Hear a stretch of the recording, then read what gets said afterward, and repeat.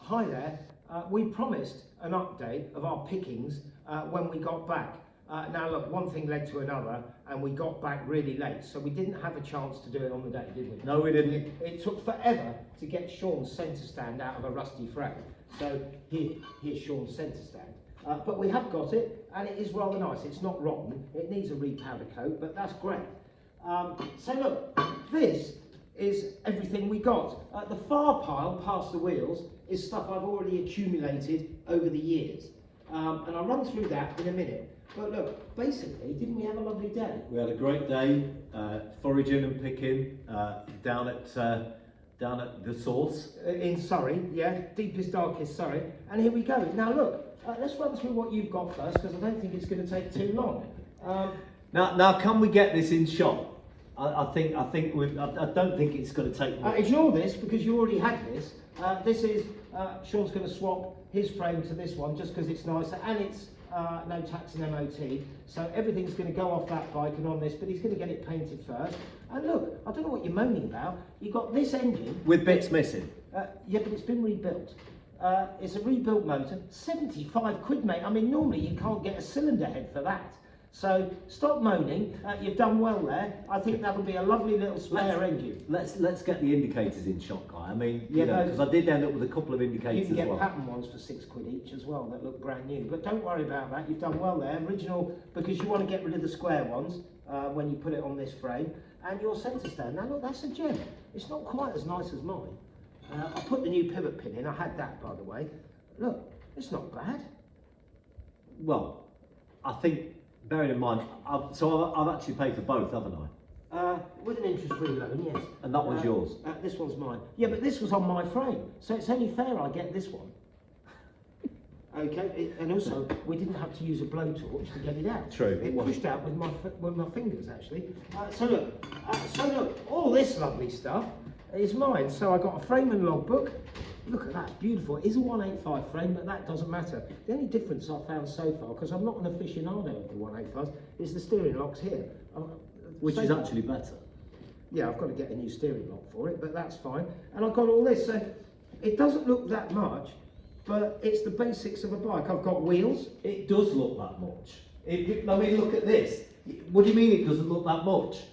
Well, look, it's a complete bike. This engine costs more than yours. It's 100 quid, but it's got a rocker cover, and it's got the ignition on it.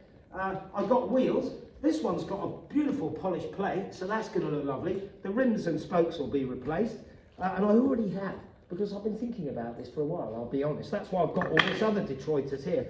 I've got a brake plate already polished. Look at that. That's going to be going in. Imagine that in a nice wheel. Oh, that's going to look stunning. So what have I got? I've got the chassis, I've got the brake arm, I've got a swing arm. The shocks are mine left over, but I'll put them on just to stand it there. I've got front forks, and the working area on them is all right, although they look crusty at the top. That's hidden by the shrouds that I've got. Got a rear mudguard flap, I won't be using that. I've got a wiring loom, switch gear, footrest mounts, engine mounts. I've got a bucket of bolts that came with it, and most of the engine mounting bolts are there. And the rear wheel and sprocket drive. So I've got the air boxes, not going to be using them. I want to look straight through it. Choke cable. So look, that's pretty good for the basics to get it up on its wheels. I'm missing chain adjusters and spindle nuts and stuff like that. But luckily, because I've been building, and I put a fairing on my one, I've got my shrouds left over, and these are in better nick than the ones we got. Look, they're lovely. Well, they'd look nice on my bike. No, they wouldn't. They're going to be black.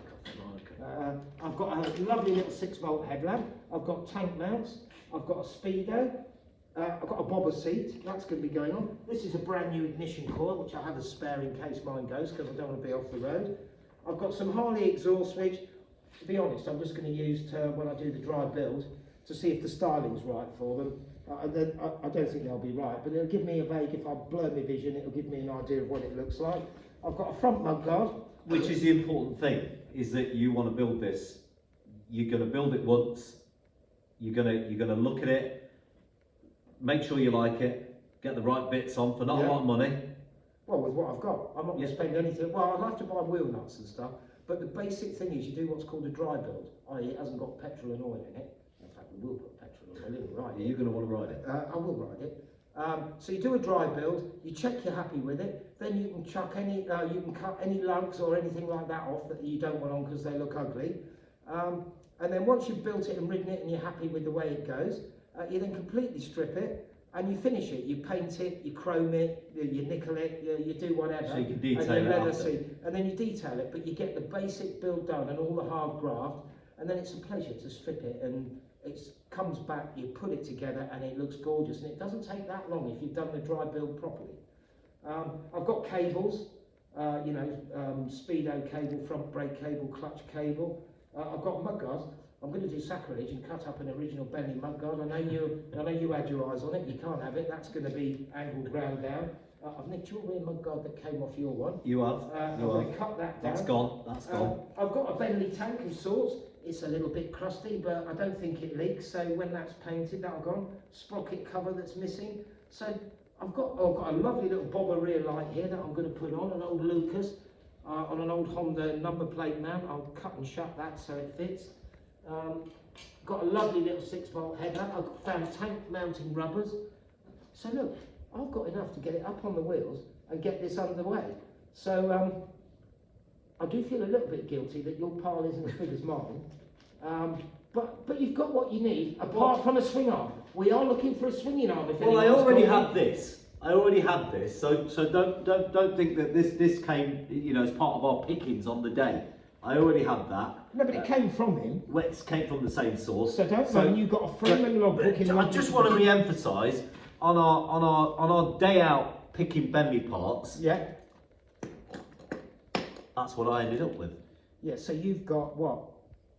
Must be 120 quid's worth, 100 quid's worth, 110 quid's worth. £110 worth. Yeah, but this lot was 100 quid the same.